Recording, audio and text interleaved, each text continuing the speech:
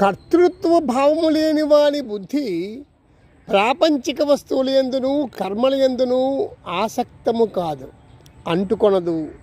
అట్టివాడు ఈ లోకములన్నింటినీ హతమార్చినను వాస్తవముగా చంపినవాడు కాదు. అతనికి ఎట్టి పాపములు అంటము. ప్రపంచమును జరుగుచుండు కర్మలన్నీను ప్రకృతి యొక్క లీలలు అని ఉత్తమ జ్ఞాని విశ్వసించను. అతనికి దేహాభిమానము ఉండదు, కావున కర్తృత్వ భావము ఉండదు. నేను కర్తను అనే భావమే ఉదయించదు. తాను నిమిత్త మాత్రుడనని భగవత్ సంకల్పముచే తన ద్వారా కర్మలు జరుగుచున్నవని దృఢముగా నమ్మును. కర్మలయందును వాటి ఫలములయందును ఆసక్తి స్పృహ లేకుండా ఉండను.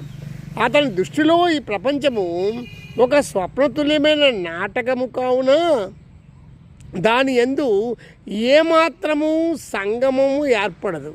అతని ద్వారా జరుగు కర్మలు ప్రారబ్ధానుసారముగా లోక కళ్యాణార్థముగాను జరుగును. జ్ఞానికి అంతటను అన్నింటను అందరి యందును పరమాత్మ స్వరూపమే కానవచ్చును. అతడు ఏ ప్రాణికిని ఎటువంటి హింస హాని తలపెట్టలేడు. అతడు తన కర్తవ్య పాలనలో ఏ ప్రాణికైనా హాని కలిగినా మృత్యువే సంభవించినా దానికి అతను కర్త కాడు. ఈ విషయాన్ని అందరూ గ్రహించవలసిన విషయం ఇది. ఎందుకంటే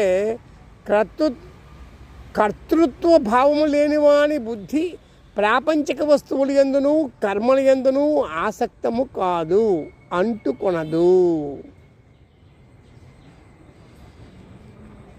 ఇలా మీరు ఉండడానికి ప్రయత్నం చేయాలి. నమస్తే.